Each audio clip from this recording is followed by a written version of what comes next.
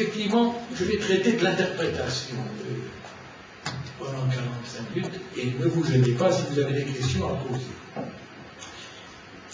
L'interprétation convient, c'est une procédure qui joue dans les disciplines culturelles. Par exemple, un événement, une conduite, un texte, une parole. Parce que là, on ne peut pas vraiment vérifier, il n'y a pas de laboratoire, il n'y a pas d'expérimentation. Alors, on va jouer le jeu interprétatif. De là, une discipline qui se nomme l'herméneutique, qui est précisément la science de l'interprétation.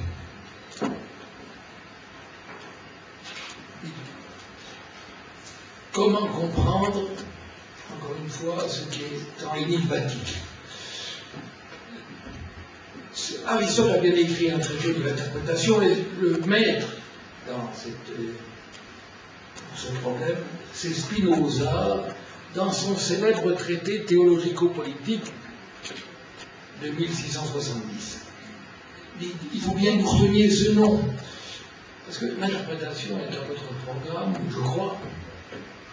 Et s'il y a un philosophe à retenir, c'est lui, Spinoza, le traité théologico-politique. Parce que Spinoza va tenter de comprendre la textualité des textes bibliques, l'Ancien Testament. Parce que ce qui est écrit est, encore une fois, plein de mystères et surprend. Comment le comprendre?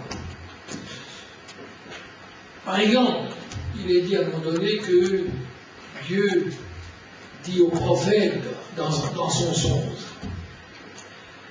Dieu parla au prophète, je le répète, qui semblait dormir. Alors Spinoza déjà ici dit, du moment que le prophète dormait, ce ne peut pas être Dieu qui lui parla. Il rêvait, il fantasmait. Qu'est-ce que fait Spinoza pour interpréter? Il rapproche des textes séparés, il les rapproche pour essayer de trouver l'unité, car on ne peut pas admettre le contradictoire. Par exemple, à un moment donné, on nous dit que Dieu est un feu. C'est dans le texte biblique.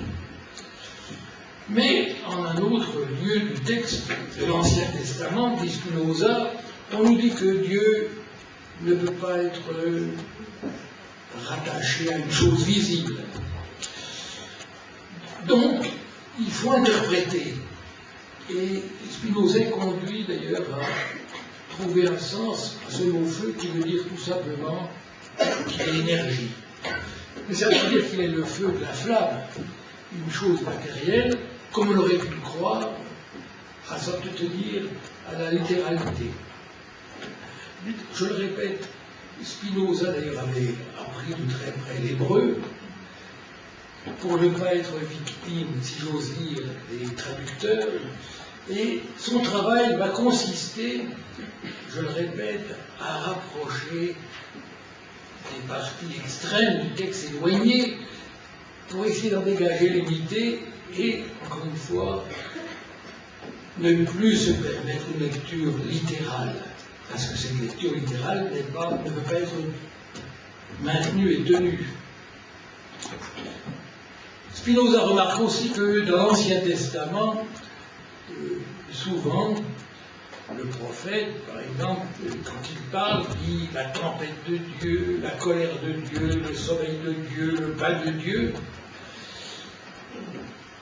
Le fait de toujours rapporter à Dieu amène Spinoza à interpréter cette remarque.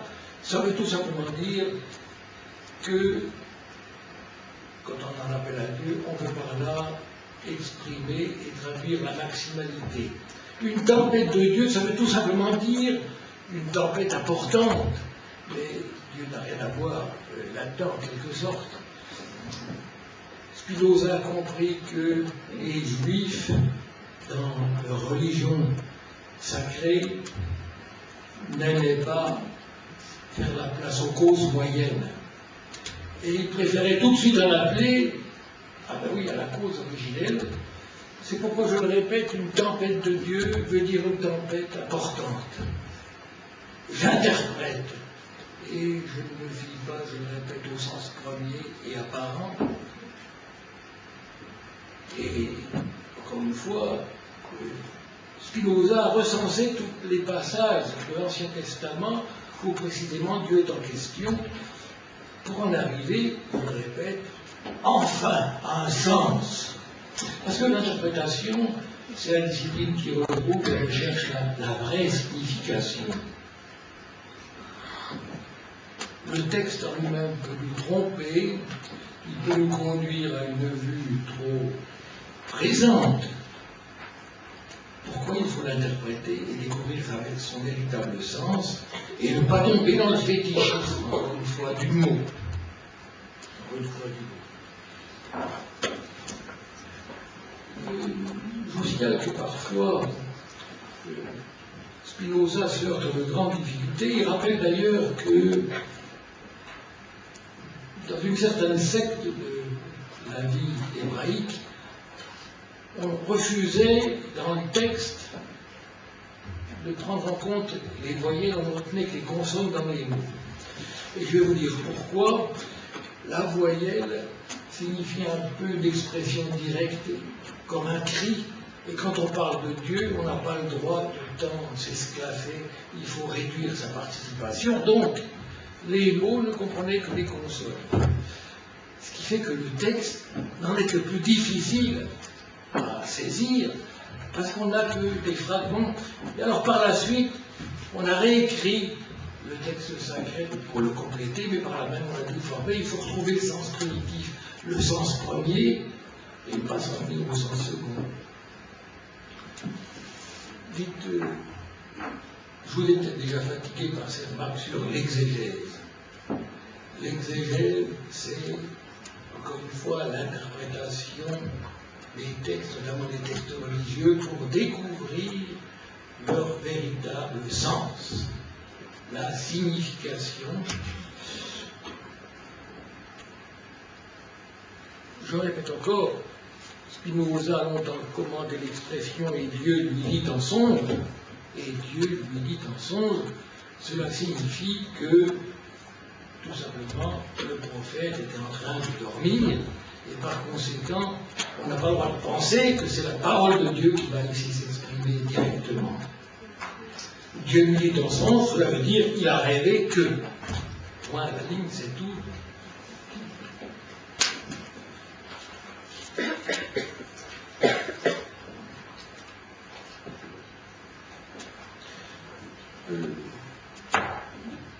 Je crois qu'il est capital pour vous de retenir que Spinoza est un des philosophes qui, parmi les premiers, a créé les disciplines interprétatives.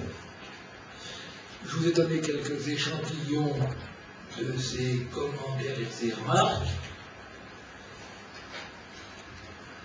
mais par la suite, un autre, disons, philosophe aussi, allait renouveler les sciences interprétatives. Et il s'agit de Freud. Freud va se révéler un interprète, l'interprétation des rêves. Et ici, c'est un tout autre chapitre de l'interprétation. Qu'est-ce que va faire? Qu'est-ce que Freud va tenter?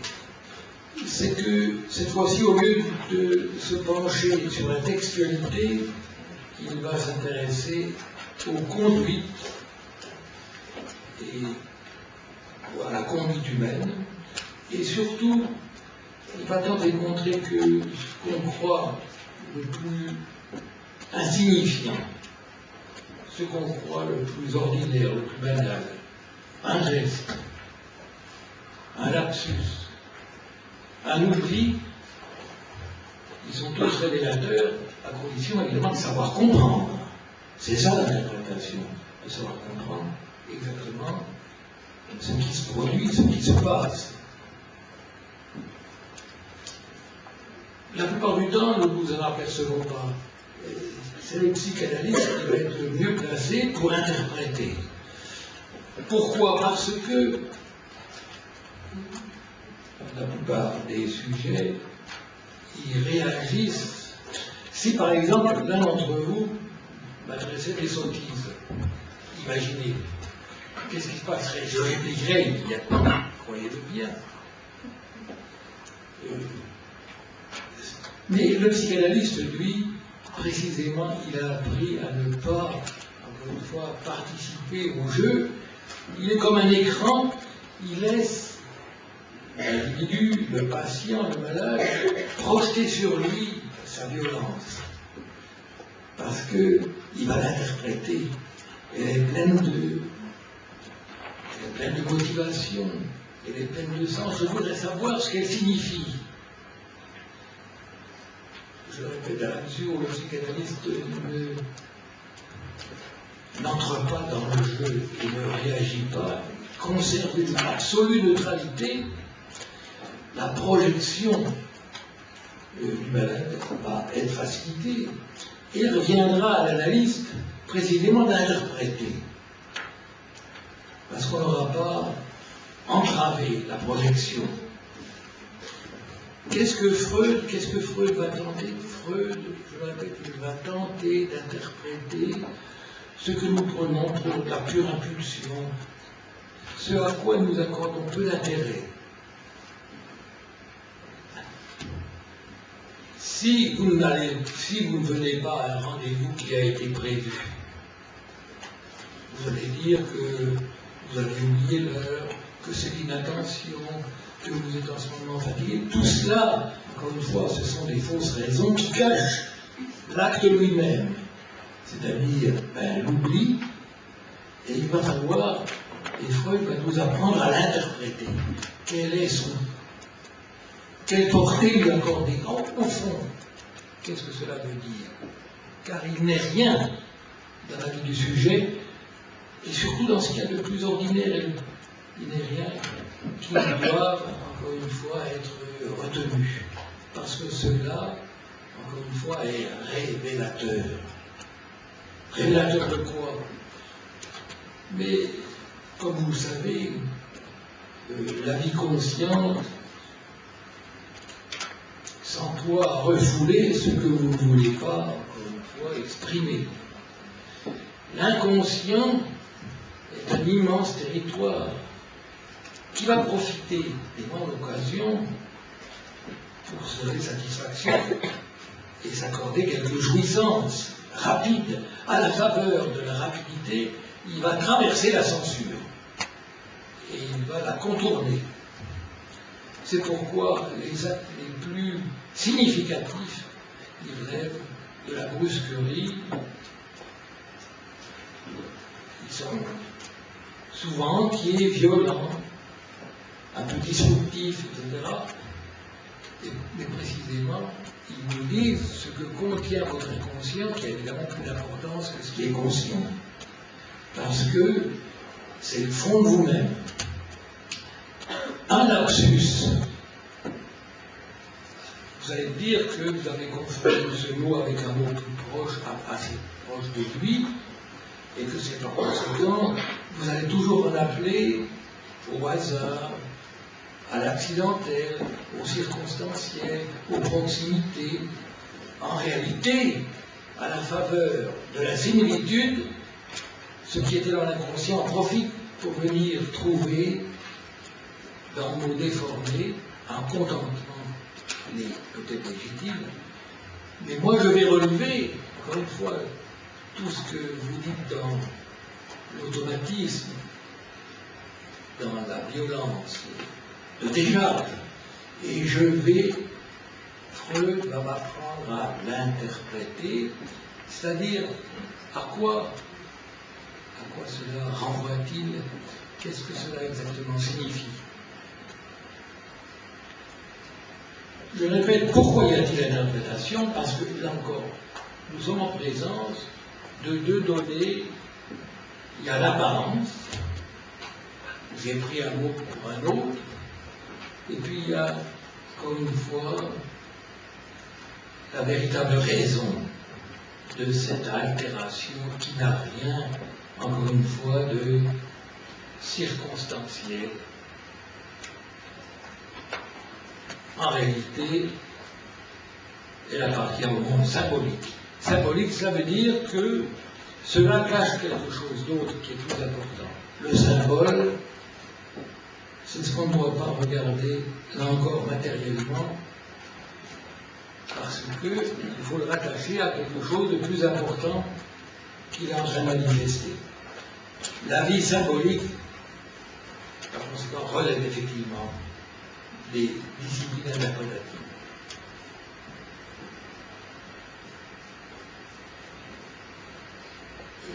Je le répète encore une fois, au risque d'être trop insistant, le lapsus, l'oubli, la maladresse.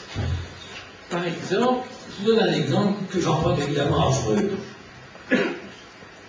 Une amie se rend chez son ami, mais à peine entrée, elle finit par renverser un vase qui se trouvait sur la table de la salle où elle s'est introduite. Elle en est tout à fait navrée, elle adresse des excuses, etc. Mais Freud a montré que cette amie, en réalité, était très jalouse, parce qu'elle savait que son ami était attaché à cette cruche ou à ce vase qui a été renversé. Il était tellement jalouse d'elle, bon, Freud entre plus loin dans l'examen, mais que son inconscient a voulu renverser ce vase, alors qu'elle prétend, elle, encore une fois, que c'est un contrôle tout à fait involontaire. Son inconscient a exprimé son hostilité et sa violence à l'égard de son ami qui entretient des relations avec d'autres amis à elle. Et par conséquent, sans aller plus loin, vous voyez bien que le conflit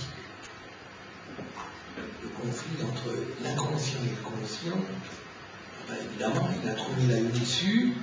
En réalité, son inconscient était ravi de cet acte de maladresse. N'interprétez pas cet acte comme étant, par la facticité, comme étant le fait de renverser simplement parce qu'on a été étourdi. Je le répète, l'interprétation veut ici que cet acte symbolique soit au contraire important et révélateur de ce que l'inconscient enfermait. Et naturellement, Freud va poursuivre un peu plus loin, je m'arrête là, et c'est pour vous dire que l'interprétation substitue à un texte chez Spinoza, à une conduite chez Freud, à un outil qui substitue précisément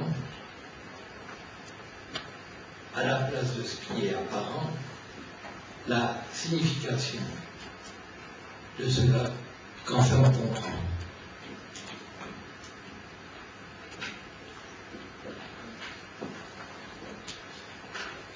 Les anthropologues ne se sont pas contentés d'interpréter ou les textes ou les conduites Spinoza ou Freud. Les anthropologues ont aussi eu recours. Ils ont eu recours à l'interprétation, parce que l'interprétation va être un instrument de la connaissance psychologique. Je prends un exemple simple que j'emprunte, encore une fois, aux anthropologues. Parce que l'interprétation a une telle importance qu'ils vont, encore une fois, cette fois-ci, y recourir pour mieux comprendre le sujet. Imaginez une pièce obscure. Toute lumière. Moi, j'ai disposé à l'extrémité de cette pièce, j'ai disposé un ensemble tout à fait incordonné, un capharnaüm pas possible, un bazar, des objets hétéroclites, de telle manière que ce qui est l'installation qui est donnée au fond de la salle, elle n'a pas de sens. Elle n'a pas d'unité. Je le répète, le désordre a été bien cherché et réalité. De plus, cette salle, je la plonge dans l'obscurité. Et moi, j'entre dans cette salle avec vous, l'un ou l'une d'entre vous, et je lui demande, mais que voyez-vous au fond de cette salle? Il me semble qu'il y a quelque chose. Moi, je sais qu'il n'y a rien, mais vous, vous ne le savez pas. Et je lui demande de me dire ce que vous voyez. Ah, ben, vous allez me dire, puisqu'il n'y a rien, vous allez projeter, vous allez interpréter. Et moi, je voulais savoir comment vous interprétez, avec quoi, et naturellement, ce contenu que vous croyez voir, il est la projection de vous-même, puisqu'il n'y a rien au dehors, le dedans se manifeste. Vous ne pouvez qu'interpréter la scène, puisqu'il n'y a rien. Et c'est vous qui allez, encore une fois, je le répète, c'est la projection. La projection, encore une fois, qui va me permettre, qui vous a donné le droit d'interpréter, mais moi je recueille cette interprétation parce qu'elle est très révélatrice de vous-même. Je viens là d'évoquer une situation qui rappelle le fameux Rorschach. R-O-R-S-C-H-A-C-H. Rorschach, lui, il prend une feuille de papier blanc, et au centre de cette feuille de papier blanc, il dispose une tache, de telle manière, une tache noire, de telle manière qu'elle s'étoile un peu, parce qu'on va peigner un peu la feuille, pour que la tache se répande.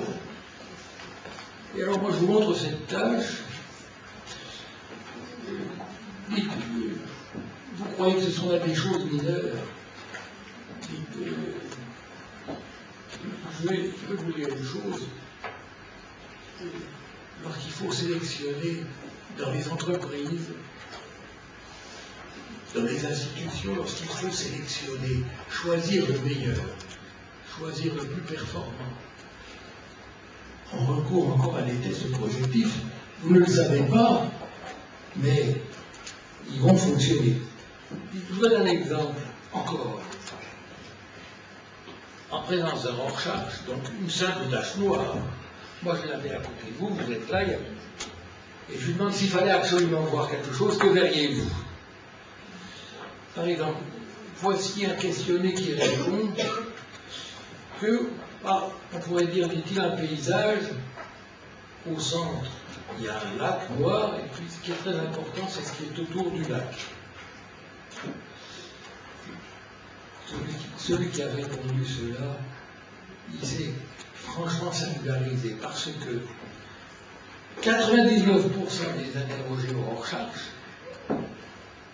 ils commencent par donner toute son importance à ce qui est au centre. Et ce qui est à la périphérie, il le délaisse. Autrement dit, il privilégie le noir, 99%, et puis remonte un peu au blanc qui est pourtour, la périphérie, le secondaire. Celui dont je viens de vous parler, voilà qu'il accorde toute l'importance au blanc et très peu au noir. Ah, il échappe aux stéréotypies. Il est par conséquent, il est original. Et par conséquent, on va creuser à partir de là. Il a ouvert la porte déjà de la préférence sélective. Parce que, encore une fois, il a interprété, comme la plupart n'interprètent pas, il a échappé au canon. Il est sorti des normes. Il a pris, encore une fois, ce qui est en dehors pour premier et ce qui est au centre pour second. C'est une variété interprétative rare. Et alors naturellement, aujourd'hui, on ne peut plus utiliser le Rorschach, qui a tant été utilisé autour des années 50. Et dans une entreprise, quand il fallait choisir le plus, je le répète, le plus performant, on recourait à un psychologue clinicien qui utilisait le Rorschach. Mais il y a des centaines de batteries de tests psychologiques qui tablent sur l'interprétation. Selon la manière dont vous interprétez, vous vous dévoilez vous-même. Alors, vous voyez, on est loin ici de Spinoza et de Freud, c'est l'utilisation des capacités projectives des sujets pour faciliter et permettre le repérage de leurs attitudes. Je me répète, il y a des centaines d'épreuves du même type à travers lesquelles l'épreuve devait pouvoir apprécier ce que vous projetez, c'est-à-dire comment vous interprétez. Parce que la manière dont vous interprétez est révélatrice profondément ou de votre inconscient chez Freud ou chez l'anthropologue traditionnel de vos propres, de vos propres jeux catégoriels, de vos propres attitudes d'appréhension. Par conséquent, les tests interprétatifs continuent toujours à prendre beaucoup d'importance. Qu'est-ce que veut dire l'interprétation? Qu'est-ce que signifie ce concept ou ceci? On est toujours en présence d'une dualité, l'apparent, et puis par en dessous, encore une fois, le véritable sens. Que ce soit un texte, que ce soit une conduite, que ce soit une attitude, je le répète, il y a toujours un double langage. Le langage naturel, et puis ce qu'il signifie, ce qu'il abrite. Et je vais aller en arrière de ce langage pour comprendre le vrai langage que je veux saisir.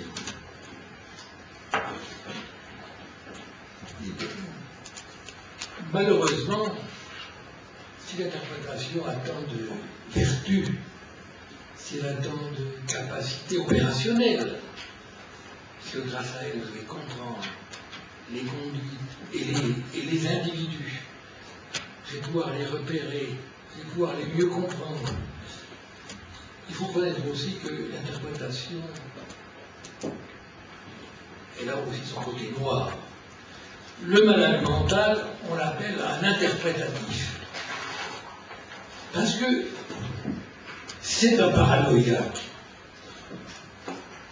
Partout, il va le voir des individus qui l'entourent, qui lui nuisent et qui veulent, qui lui portent un tort. Le paranoïaque, c'est une psychose. Le jaloux, la jalousie, c'est une névrose difficile à corriger et à guérir. Il voit partout le jaloux, avec voit partout des rivaux. Et par conséquent, il ne peut pas échapper, encore une fois, à l'obsession. Alors, on veut les poursuivre. C'est un maladie mentale. La maladie mentale, c'est l'excès d'interprétation. Le dedans prend les pas sur le dehors et tout contamine tout. Puisque, encore une fois, au lieu de voir des actes ordinaires, je vois partout le soupçon, la maladie du soupçon. Alors, évidemment, vous voyez l'interprétation ici, je montre son côté pathologique.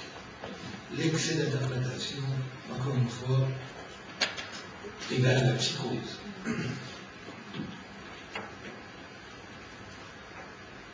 Et alors, vous la voyez, dans l'exposé, il y a eu donc deux moments, la glorification de l'interprétation. Je répète encore le mot, de l'herméneutique. Herménoïde en grec veut dire interpréter. Alors il y a le mot latin en grec. Herméneutique, H-E-R. Herméneutique, c'est la science interprétative. Je le répète, il y a donc eu deux moments de l'exposé, sa glorification, notamment avec Spinoza, voire Freud, le recours à l'interprétation comme méthode fondamentale de la connaissance de l'ego, et puis en même temps, encore une fois, à travers ses excès, ah oui, le côté psychiatrique de l'interprétation du fait de ses excès.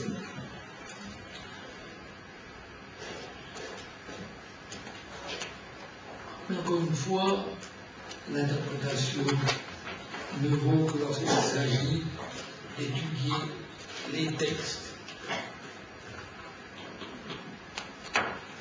Et en ce qui concerne l'interprétation des conduites, on commence déjà ici à entrer dans un domaine plus contestable parce que, je le répète, le soupçon envahit trop la lecture des phénomènes.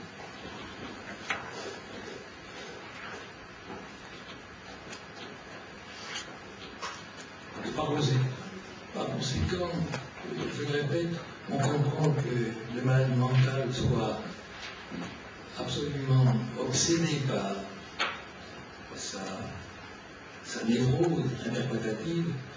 Alors ici, c'est l'excès même, le côté noir. Mais, comme il y en a beaucoup qui parlent, ils ont sûrement des questions à poser, sûrement des questions, permettez leur donner la parole. Ils auront des questions.